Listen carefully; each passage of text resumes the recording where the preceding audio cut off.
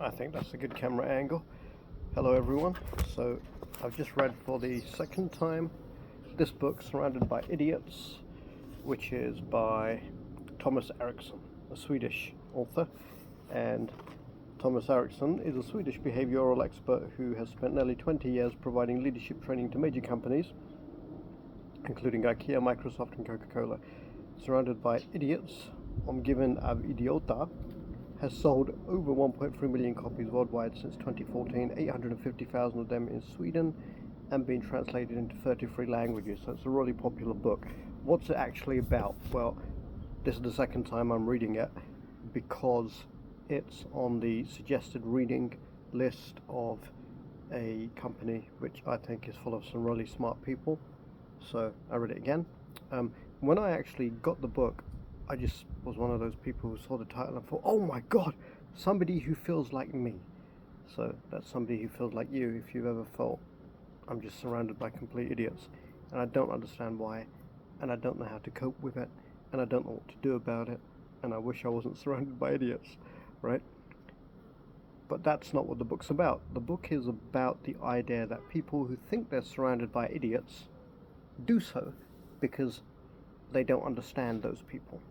And it's actually a book which categorizes people depending on their behaviors into red, yellow, green and blue. You can see that on the front. And it's a way of identifying what color a person probably is. Most people are a combination of colors. The most popular color is green. And then based on that categorization, how one can expect them to behave and how one can effectively interact with, understand and be understood by them. So it's really a communication book. It's a book about how to communicate effectively, how to get along with people effectively, how to manage people effectively, how to bring out the best and avoid the worst in people based on which color category they fall into. Alright, and then as you read a book like this, you're always going to wonder, which color am I? And apparently the people who are most likely to assume everybody else is incompetent or everybody else is an idiot is reds. So I thought, okay, maybe I'm partly red. I'm still trying to figure it out though, because there's a lot of stuff in there which makes me think I'm not red. And as you read it, you'll probably have the same ideas and the same questions. And there's a quiz at the end to see how good you are at identifying people, identifying which color people are. So I guess the next thing to cover really is what are the different colors. So the system is called, I think, DISA, which stands for dominant, introverted or introspective, social, and no, I'm making it up now because I can't remember. It's very similar to the ancient Greek idea of people who are sanguine, phlegmatic, etc. But I'll just read you the definitions rather than rely on memory. Let me read you the back first. Ever ended up in an argument because you were misinterpreted? Has a colleague's total inability to see your point left you baffled, or are you just tired of not being listened to? And I've just noticed now, those quotes are written in different colours, and each of those questions are characteristic of what a person of that colour would ask. So, you are not alone. After a disastrous meeting with a successful entrepreneur who was convinced he was surrounded by idiots, communication expert Thomas Eriksson dedicated himself to understanding how people function and why we often struggle to connect with each other. Surrounded by Idiots is his simple yet groundbreaking method for assessing everyone we communicate with based on 4 personality types: red, blue, green and yellow.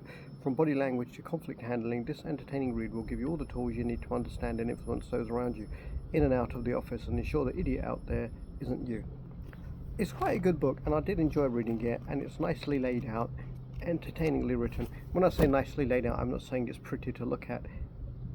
The order in which he's done things makes sense because you need the previous chapters to better understand the latter chapters, if that makes sense. So let me give you an overview of what a blue person, a red person, a green person, a yellow person is from memory. A yellow person is someone who is always talking, is always entertaining, can dominate conversations, can talk too much, loves to try the latest thing. A green person is somebody who just wants to get along with everybody, doesn't really like doing much, just wants harmony, would be incredibly offended if you gave them feedback publicly, would hold that grudge against you for ages. A red person is somebody who just likes to get things done, can have a very short temper, thinks they know best, is bossy because they don't think that one should be bashful about stating your opinion, and just likes to take the lead. And then a blue person is somebody who loves to analyze, loves to think, loves to do things properly, a bit of a perfectionist, loves to have all the information, can be very, very quiet. So I think that's a good summary. In the book, Thomas Erikson says that a typical yellow person might be Han Solo from Star Wars. Spock from Star Trek might be a typical blue person. A red person, I can't remember the exact example he gave for that, nor for the green person. But there you go, my memory is not that great, right? So there's some useful diagrams in the book, and it lists the qualities of reds and blues. And one of the things I like about what he's done here is he hasn't just said, right, these are what reds, blues, greens and yellows are like. He's given the two sides of the coin. So a red person believes they are, but other people can see them as this. So it brings into focus the idea that everybody tends to have a different opinion of themselves to everybody else.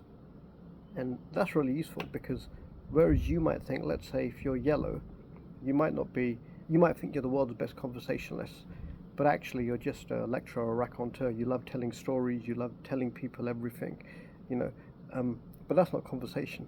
So everybody else doesn't think you're a great conversationalist. Greens are very good listeners, apparently. Reds are terrible listeners. So are yellows. Let me read you the characteristics. So a red person is aggressive, ambitious, strong-willed, goal-oriented, pushing, problem solver, pioneer, decisive, innovator, impatient, controlling, convincing, performance-oriented, powerful, results-oriented, initiator, like speed, good timekeeper, intense, opinionated, straightforward, and independent. And they're dominant. So the negative side of them is that they're pushy, strict, tough, dominant, hard. The positive side of them is that they're strong-willed, independent, ambitious, determined, effective. And then you've got your yellow person, who's talkative, enthusiastic, persuasive, creative, optimistic, social, spontaneous, expressive, charming, full of vitality, self-centered, sensitive, adaptable, inspiring, needs attention, encouraging, communicative, flexible, open, sociable, imaginative, and easygoing. Let me just get rid of this fly. Where the hell did this sun come from? Suddenly it feels like I'm sitting in an oven. And then they're also inspiring. So DISA, which is what I mentioned earlier, which is a way to remember this, is DISA, dominant, inspiring, stable, analytical. So the dominant is the red, the inspiring is the yellow, stable is the green, and the analytical is the blue. So we're on looking at the yellows now, aren't we? So the negative side of them is that they can seem to be manipulative, hot-tempered, undisciplined, counteractive, and egotistic. The positive side of them is that they can be inspiring, stimulating, enthusiastic, dramatic, and outgoing. And then we go to the greens. They're patient, relaxed, self-controlled, reliable, composed, loyal, modest, understanding, lengthy, stable, prudent, discreet, supportive, good listener, helpful, producer, persistent, reluctant, thoughtful, conceals feelings, considerate, and kind. I wonder if that's my window cleaner.